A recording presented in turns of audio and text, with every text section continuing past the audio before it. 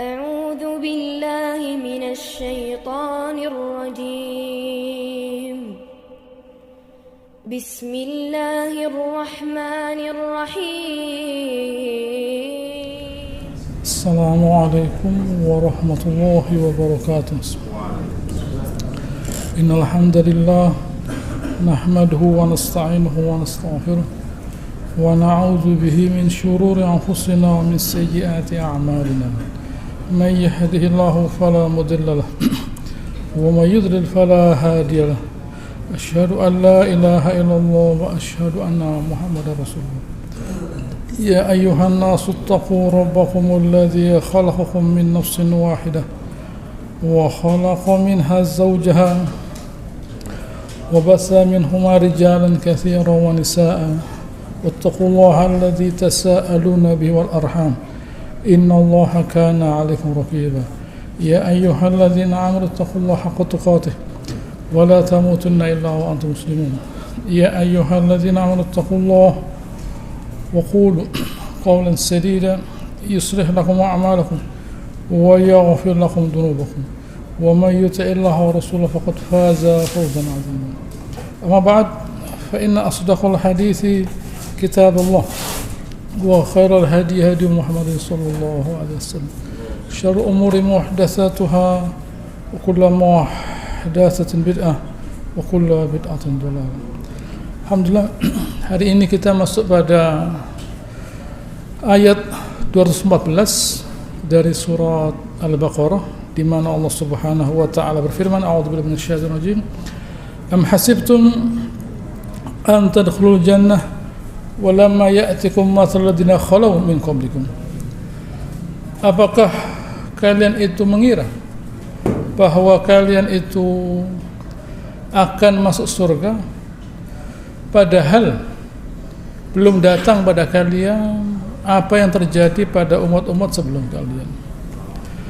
Kata-kata hasiba dalam Al-Quran saya lihat di sini gitu ya, ada banyak sekali kata-kata hasiba yang artinya menduga, gitu ya, mengira, gitu ya, sama dengan zon. Zon itu juga dugaan, tapi zon agak kuat. Kalau hasiba bersifatnya umum, gitu ya, dugaan yang tidak begitu kuat, tetapi lumayan berpengaruh pada diri kita. Seperti misalnya pada surat Al-Baqarah yang kita baca ini,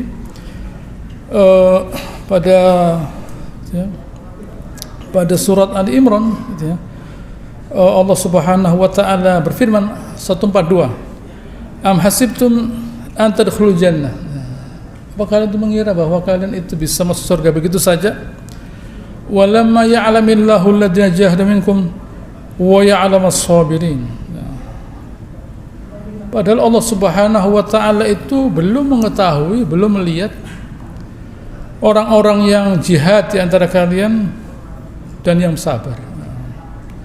Lalu mengenai orang kafir, gitu ya, Allah taala juga mengatakan pada surat Ali Imran juga, wala tahsabanna, mengenai orang beriman, wala tahsabanna alladzina qutilu fi sabilillahi amwatan. Ali Imran 169. Jangan kalian mengira, menduga bahwa orang beriman yang mati jihad itu mati, tetapi ahya lah, gitu ya. Allah Taala memperbaiki persepsi orang beriman. Juga sekarang persepsinya orang kafir. Wala, pada surat Ali Imran 178, wala yahsabanna alladzina kafaru annama numli lahum khairul anfusihim. Orang kafir itu ya, jangan mengira bahwa kalau kami itu menunda azab pada mereka, siksaan pada mereka itu baik buat mereka. Itu tidak baik. Innamal lahum liyazdadu itsman. Kami mengundur-undur azab itu agar mereka semakin banyak dosa-dosanya. Nah, ini pelajaran buat kita. Masih Ali Imran 180, wala yahsabanna alladzina yabkhuluna bima atahumullahu min fadli huwa khairun lahum.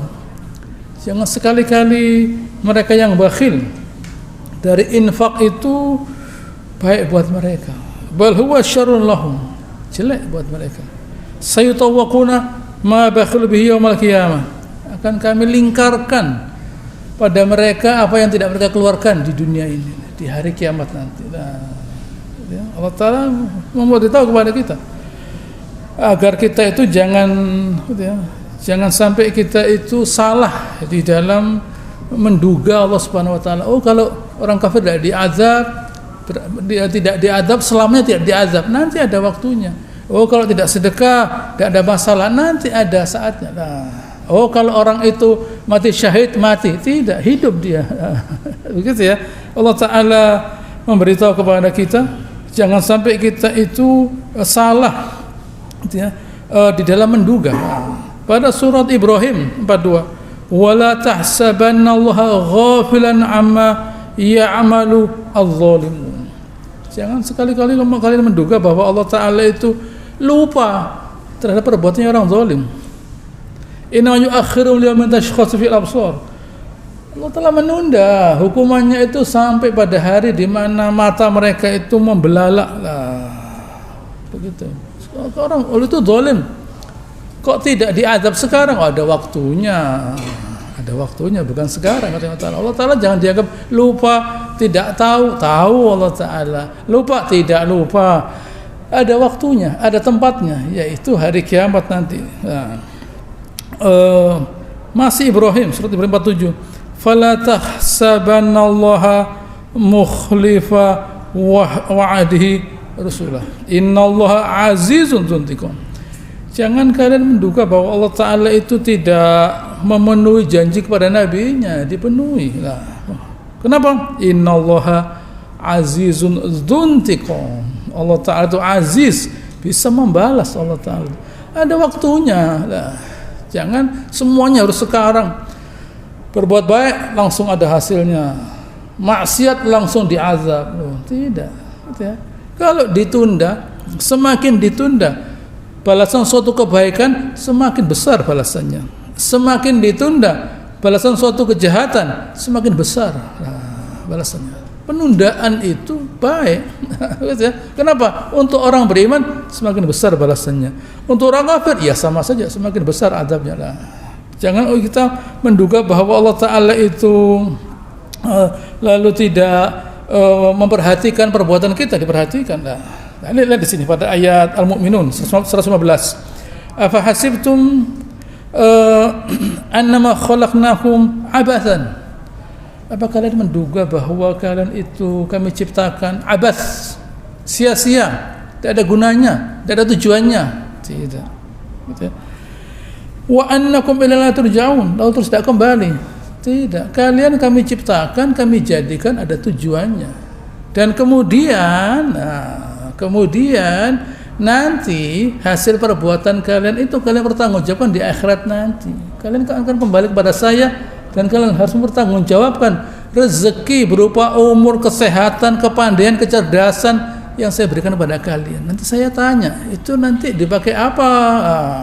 Kalian saya beri iman, saya beri ilmu, saya beri rezeki, kesehatan, itu buat apa nanti? Gitu ya. Allah Ta'ala ingatkan kepada kita, jangan sampai kita menyia-nyiakan rezeki yang Allah Subhanahu wa Ta'ala berikan kepada kita. Gitu ya. Dan Allah Ta'ala ingatkan kepada kita pada surat An-Nur ayat 57, la tahsabanna alladhina kafaru mu'ajjizina fil ardi. Jangan kalian menduga bahwa orang kafir itu hebat lalu bisa berkuasa di dunia ini lalu kemudian bisa melemahkan hukumnya Allah Ta'ala. Tidak bisa. Wa ma'wahumun nar wala bi'sal masir. Tempat mereka itu neraka, sejelek-jelek tempat kembalilah. Allah Ta'ala ingatkan kepada kita, jangan kita sekali-kali merasa bahwa orang kafir itu hebat, lalu dibiarkan Allah Ta'ala. Tidak. Mereka itu sebenarnya ditipu oleh Allah Ta'ala. Mereka diberi kekuasaan agar mereka tidak minta tolong kepada Allah Ta'ala. Mereka merasa hebat. Tidak pakai agama, tidak apa-apa kok. Tidak pakai agama, tidak apa-apa. Lihat kami jadi hebat. Apa yang terjadi? Tanpa agama, kehebatan mereka itu menghancurkan diri mereka di dunia.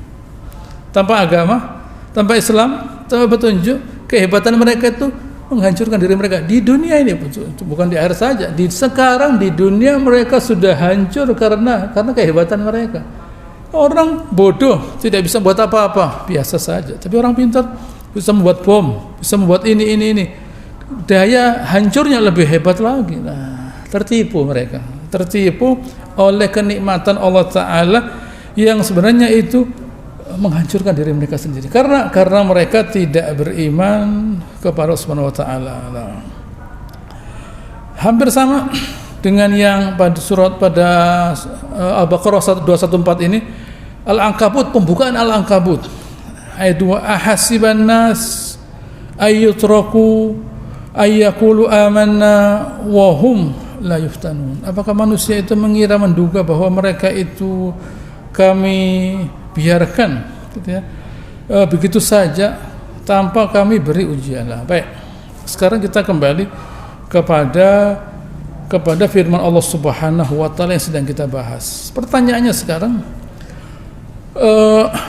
apakah kalau manusia itu beriman dikasih cobaan oleh Allah Ta'ala, kalau tidak beriman dikasih cobaan oleh Allah Ta'ala? Begitu ya, apakah begitu? Gitu ya.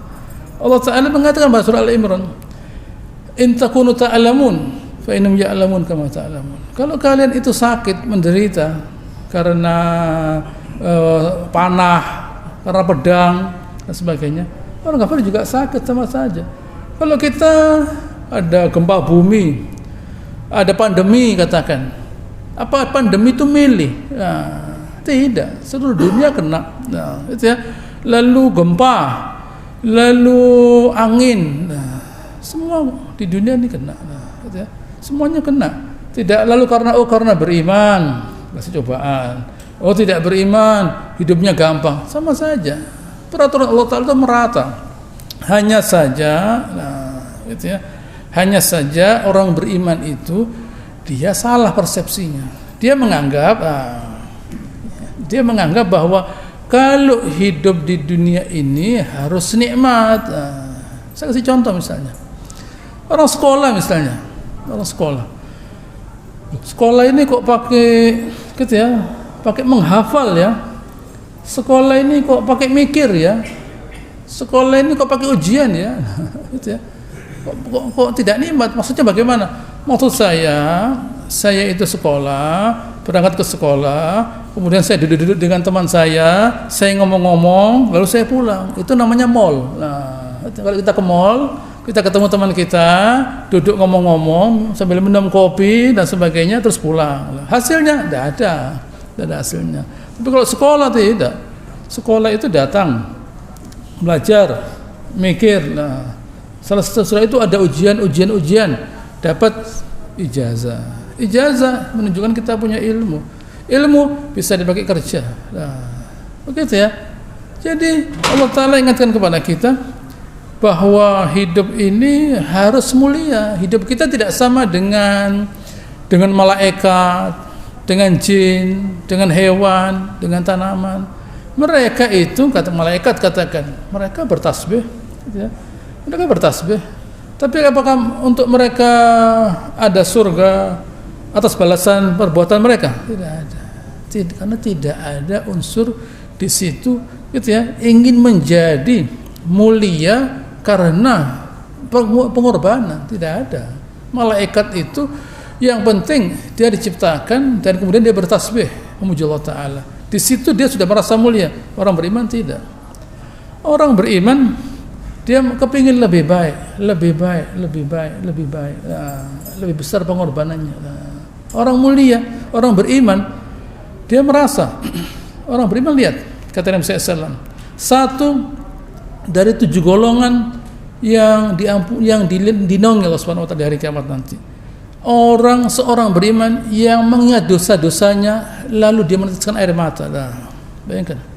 Seorang beriman yang dia mengingat dosa-dosanya lalu dia meneteskan air mata. Nah, apakah di situ ada unsur perbuatan? Tidak ada. Hanya meneteskan air mata. Ada rasa di situ.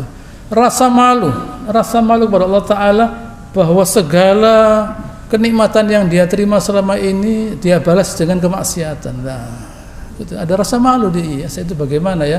Saya itu selama ini sudah merasakan nikmat, tapi saya balas dengan maksiat lah. Begitu ya. Rasa malunya manusia itu harga diri dia. Harga diri. Dia malu. Kenapa ya? Kok saya itu tidak berbuat baik lah. Ya. Menangis dia. Oh, seorang alim. Nah, mengapa manusia di antara manusia ada yang pintar?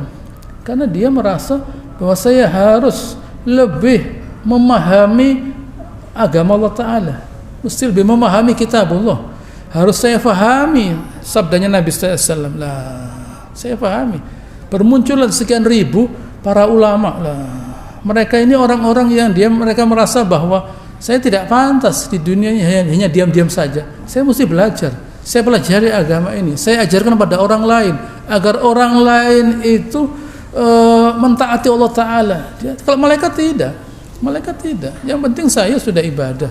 Malaikat lain tidak tahu, manusia tidak. Saya harus berpikir untuk memberikan kepada kaum muslimin apa yang terbaik yang mereka ketahui, yaitu ilmu mengenai Nabi SAW. Nah, karena di dalam informasinya Nabi ini ada yang diriwayatkan oleh orang-orang yang lemah, diseleksi menjadi hadis yang kuat, kemudian ditata ulang agar membacanya mudah. Bayangkan, seperti kita baca Bukhari, Muslim, Sunan, sudah hadisnya kuat, tertata.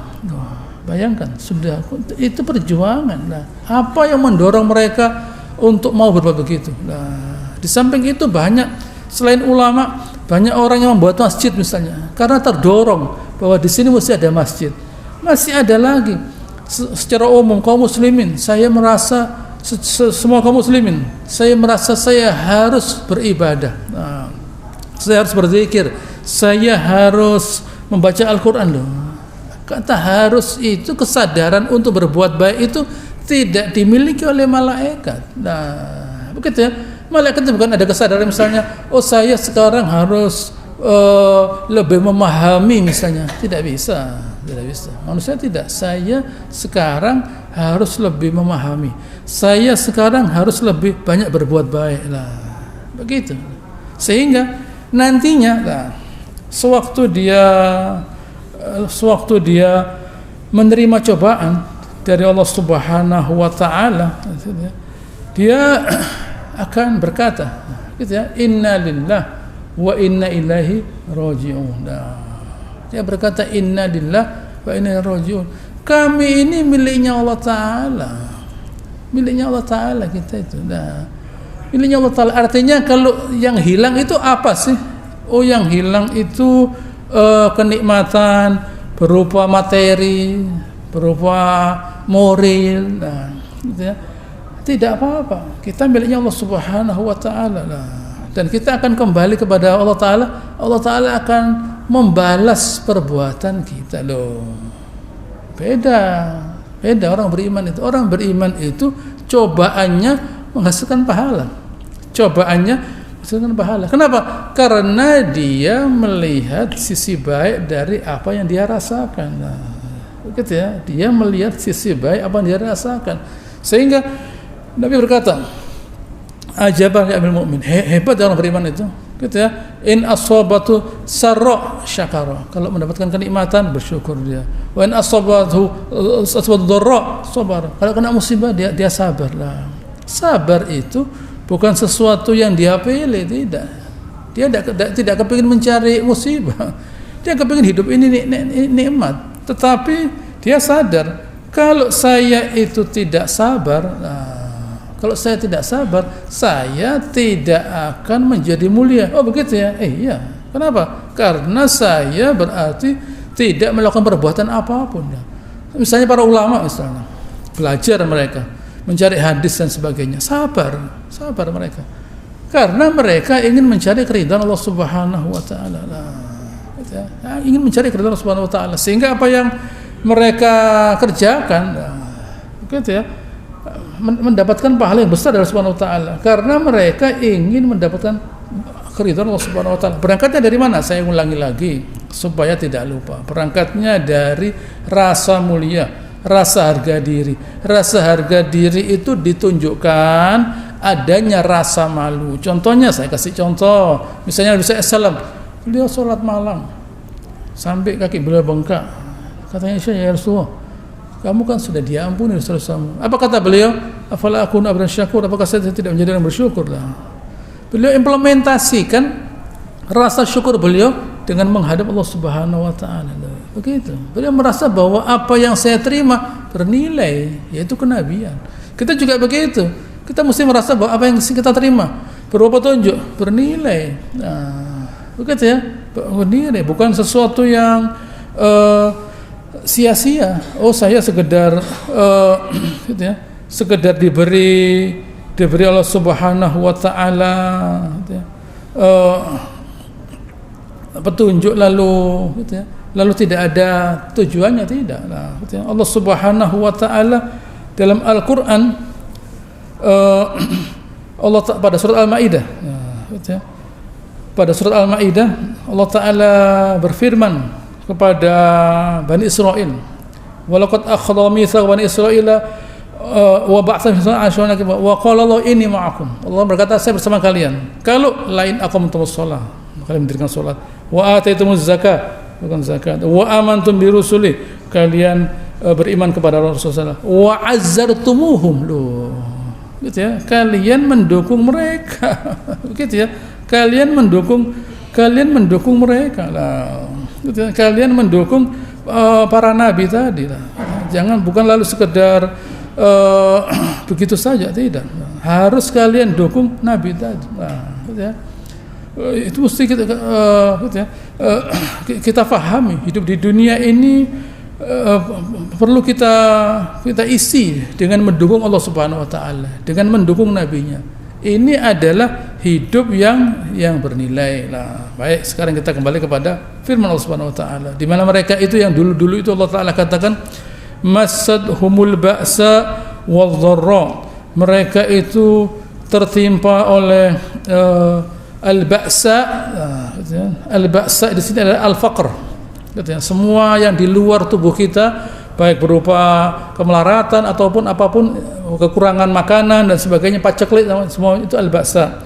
Dalam tubuh kita az-dharra, sakit dan segala macamnya. Masih ada lagi wazulzilu, wazulzilu, wazulzilu, digoyang dengan apa? Rasa takut. Bayangkan ada tiga, dari luar, tubuhnya, jiwanya, di luar tubuhnya, dalam tubuhnya, di luar tubuhnya, kekurangan materi, dalam tubuhnya sendiri sakit, dalam tubuhnya. Ada tiga hal, ada tiga hal yang mengenai orang beriman, kekurangan apa itu, harta dan sebagainya, kekurangan harta dan sebagainya, lalu dirinya sakit, masih ada lagi rasa takut. Masih ada lagi rasa takut, ketakutan nanti saya begini, nanti saya begini. Hatta yaqula ar-rasulu walladzina amanu ma'ah, sampai rasulnya sekali. Bayangkan, rasulnya sekali ditambah dengan orang-orang beriman. Ditambah dengan orang-orang beriman, mereka berkata, mata nasrullah, kapan pertolongan Allah taala ini? Pertolongan Allah Subhanahu wa taala ini kapan? Ada suatu peristiwa, ada suatu peristiwa di mana Khabbab bin Al-Arat, seorang sahabat yang disiksa oleh jeraganya perempuan dengan diletakkan besi pada punggungnya. Khabbab bin Al-Arat. Lalu dia berkata kepada Rasulullah SAW, syakauna, ini riwayat Bukhari ya, riwayat Bukhari, syakauna ila Rasulullah SAW bahwa mutawassit burdah lahu fi dhil Ka'bah. Kami mengeluh pada Rasulullah SAW saat beliau berselimut, saat beliau bukan berselimut, saat beliau menggunakan burdah beliau, untuk bersandar begini. Faqulna ala tastansir lana, ya Allah, ya Rasulullah, apa kamu tidak minta tolong kepada Allah Ta'ala untuk kami? Ala tad'u lana, kamu tidak minta tolong untuk pertolongan kami? Beliau berkata, qad kana man qablakum, dulu orang sebelum kalian yukhad rajul, diambil seorang dari mereka, fayuhfar lahu fil ardi, digali tanah, fayuj'al fiha, dia diletakkan di tanah itu, fayuj'a bil minsyar, lalu dia ambilkan gergaji, fayudha'u ala ra'sihi fayuj'al nisfain, diletakkan di kepalanya, digergaji jadi dua begini. Nah, udah pakai dibius ya. Hidup-hidup seperti itu ya digergaji jadi dua. Nah, bayangkan. Wa yumasyatu bi amsyad al hadid. Nah, dibawakan garpu besar begini. Ma dun lahmi wa azmihi. Gitu ya. Lalu dimasukkan ke tubuhnya, dikeluarkan isi tubuhnya. Fama yasuddu dzalika an dinihi. Itu tidak menghalangi mereka dari beriman. Wallahi, nah, demi Allah, la yutimanallahu hadzal amr. Allah Ta'ala akan menyempurnakan agama ini hatta yasira ar-raqib, sampai pengendara itu min Son'a ila Hadramut, nah, dari Son'a ke Hadramut, la yakhafu illallah, tidak takut kecuali Allah Subhanahu wa Ta'ala. Begitu ya, wa dhi'ba ala ghanamihim, walakinnakum tasta'jilun, tapi kalian itu kesusu. Nah, begitu ya, orang berangkat dari Son'a ke Hadramut aman. Nah, waktu itu tidak aman, tapi nanti aman. Waktu itu tidak aman, tapi nanti aman lah. Bahkan hadis lain mengatakan kalian akan melihat seorang perempuan dari Harran, daerah Irak sana, berangkat menuju ke Mekah, tawaf malam hari, aman. Nah, tidak ada apa-apa, tidak ada gangguan apapun. Begitu, aman itu menunjukkan Islam sudah tersebar di mana-mana. Nah, aman. Nah, kalau orang sudah tidak merasa aman, nah, itu berarti orangnya tidak beriman. Nah, begitu ya. Jadi rasa aman itu nikmat dari Allah Ta'ala. Nanti akan kalian dapatkan itu. Kok bisa begitu ya? Karena semua orang sudah merasa mulia dia, tidak ganggu orang lain. Nah, begitu ya. Jadi jangan seorang itu merasa, loh kok saya itu kok kami ini sebagai orang beriman, kok malah kami ini disiksa. Nah, kok malah kami disiksa? Loh, pertanyaannya sekarang kita balik pertanyaan kita balik. Misalnya kita misalnya katakan ada seorang misalnya yang dia tidak beriman, lalu dia beriman, masuk Islam dia.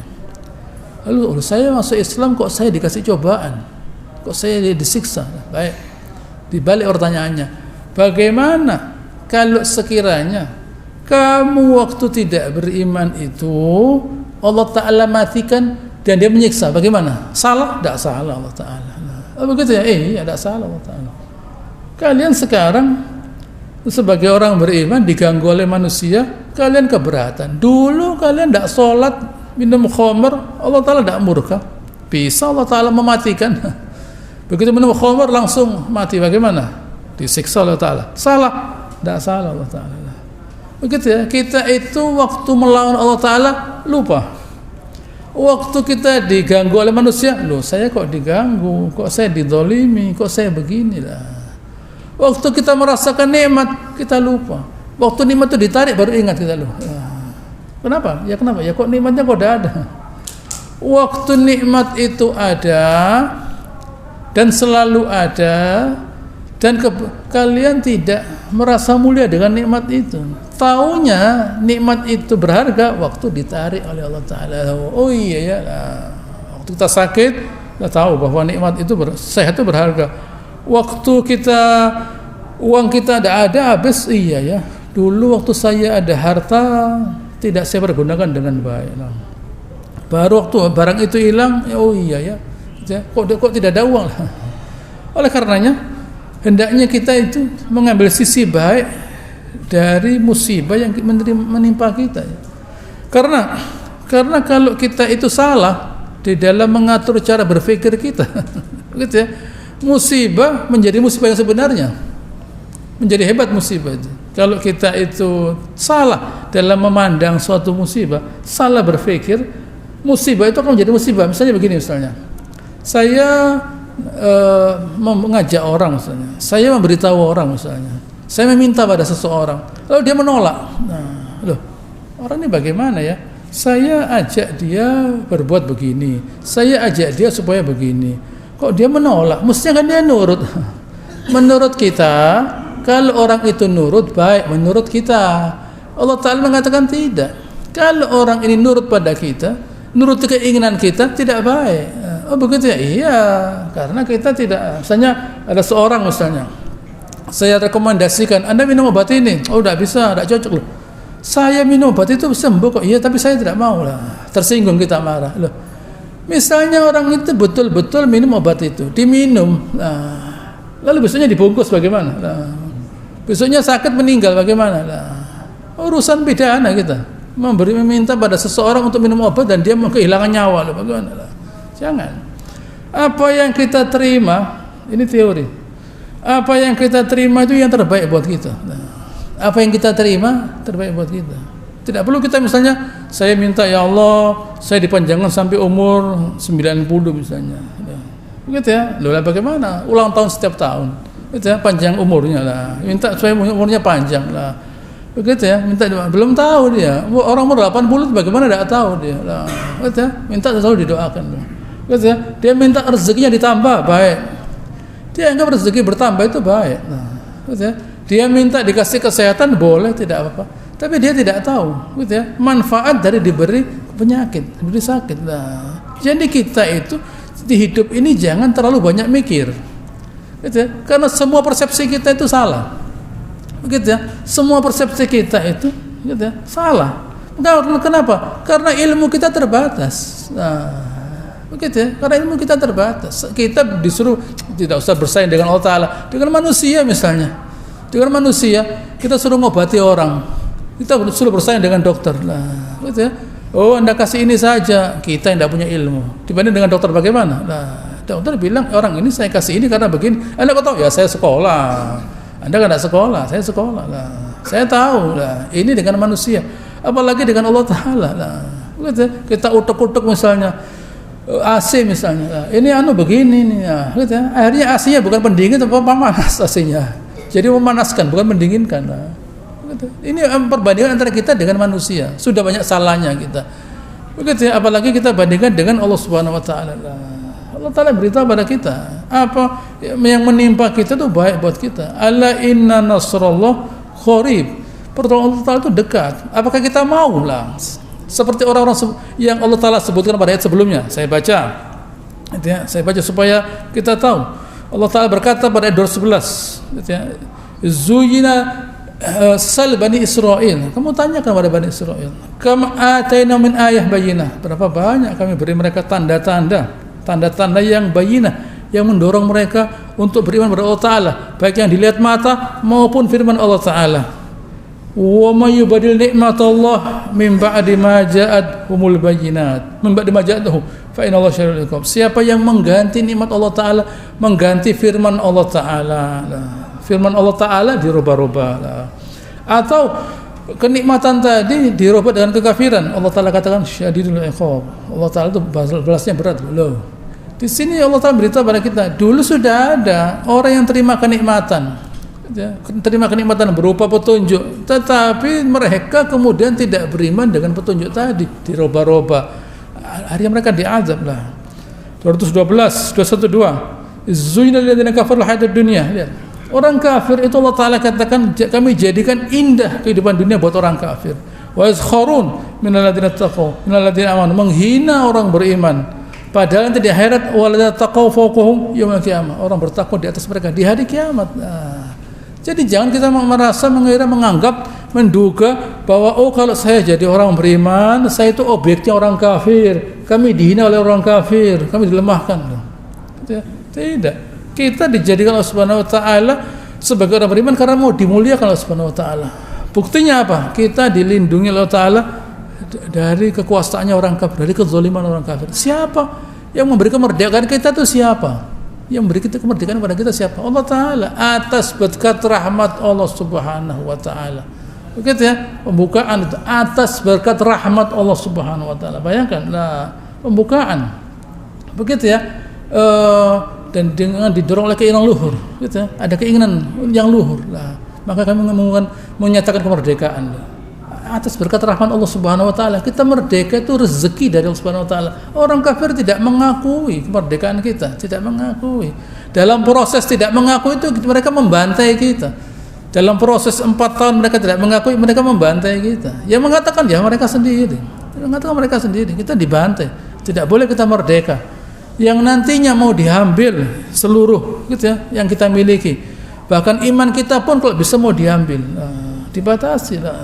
Begitu. Kita dikasih kepada Allah Subhanahu wa taala. Itu rezeki dari Allah Subhanahu wa taala. Dan masih banyak usaha-usaha orang kafir untuk menghancurkan kita. Kita dilindungi Allah Subhanahu wa taala. Jadi kalau kita lihat itu semua, keselamatan di dunia, keselamatan di akhirat, tidak ada apa-apanya. Tidak ada apa-apanya. Musibah yang menimpa kita tidak ada apa-apanya. Hanya saja kita yang salah. Gitu ya. Kita yang salah karena kita mengkondisikan tubuh kita untuk apa? Untuk tidak takut kepada Allah Ta'ala. Lalai namanya, ghaflah. Gitu ya. Kita lalai kepada Allah Subhanahu wa Ta'ala. Itu namanya ghaflah, suatu kelalaian Allah Subhanahu wa Ta'ala. Pada penutup surat Al-A'raf, gitu ya, Allah Ta'ala ingatkan pada ayat 205, wa dzkur rabbaka fi nafsik tadarruan wa khifah wa dun jahri minal qawli bil ghudwi wal asal. Hendaknya kalian ingat dalam diri kalian Allah Subhanahu wa taala. Tadarru', merendahkan diri dalam keadaan tidak keras suaranya. Tidak boleh orang berzikir dengan keras. Gitu ya. Dun jahri minal qaul bil ghudwi wal asal, pagi dan petang. Wala takun minal ghafilin. Jangan menjadi orang yang lalai dari melupakan Allah Subhanahu wa taala. Orang-orang yang lalai, gitu ya, dari Allah Subhanahu wa taala itu adalah orang-orang yang melupakan diri mereka sendiri.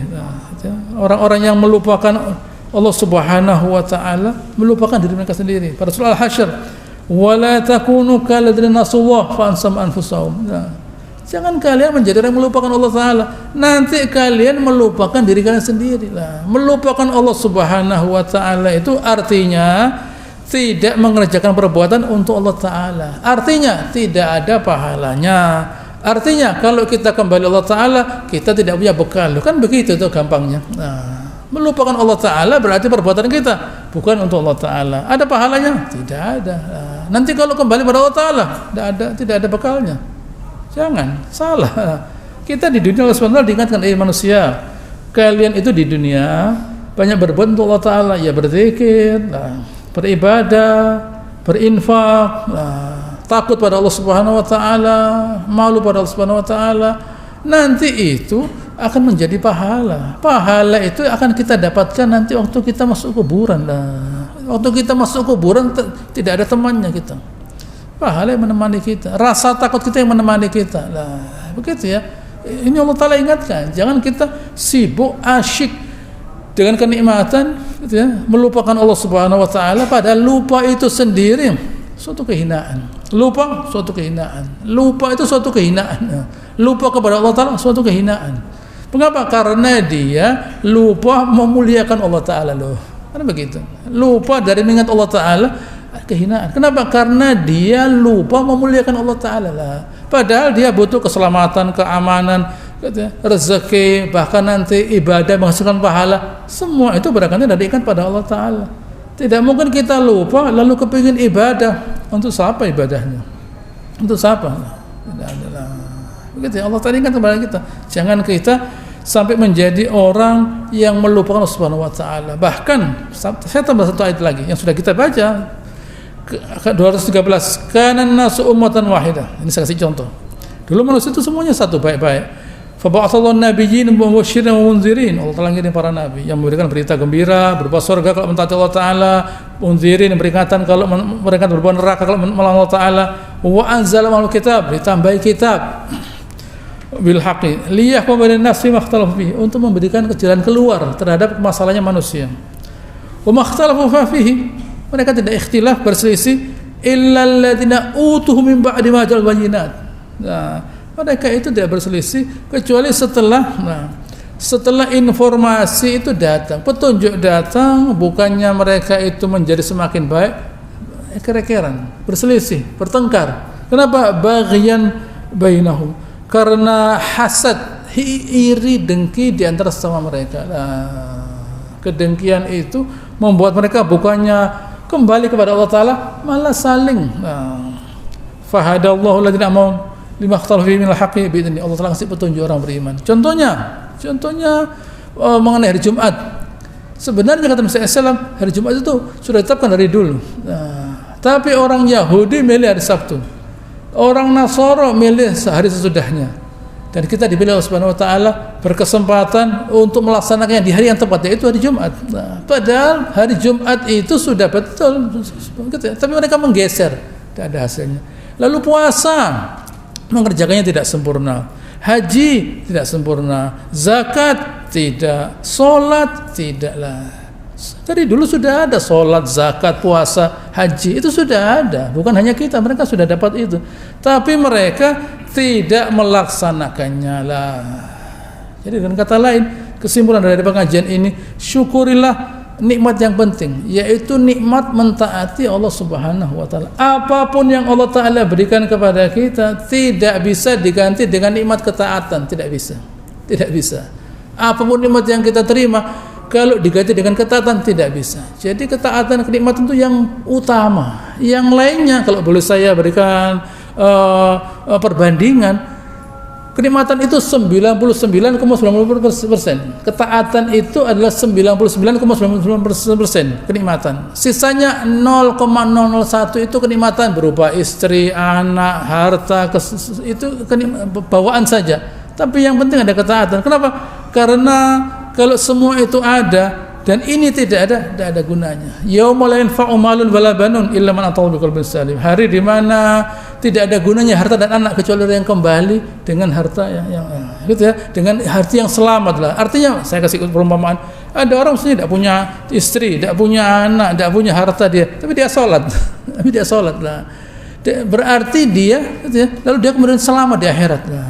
Apakah orang ini sama dengan orang yang dikasih Allah Ta'ala semua kenikmatan tapi tidak sholat? Nah, ini di neraka, ini di surga. Nah, begitu ya, itu saja perbedaannya. Nah, jadi jangan kita sering mengedepankan kenikmatan yang materi, kemudian kita lupa bahwa kita sudah dalam kenikmatan, hanya saja kita lupa. Insya Allah akan selanjutkan pada pertemuan yang akan datang. Allahumma sholli ala Muhammad wa ala ali Muhammad kama shallaita ala Ibrahim wa ala ali Ibrahim innaka Hamidum Majid. Wa barik ala Muhammad wa ala barakta ala Ibrahim wa ala ali Ibrahim innaka Hamidum subhanakallahumma rabbana wa bihamdika nasyhadu an la ilaha illa anta nastaghfiruka wa natubu ilaik wa akhiru da'wana alhamdulillahi rabbil alamin. Assalamu alaikum warahmatullahi wabarakatuh.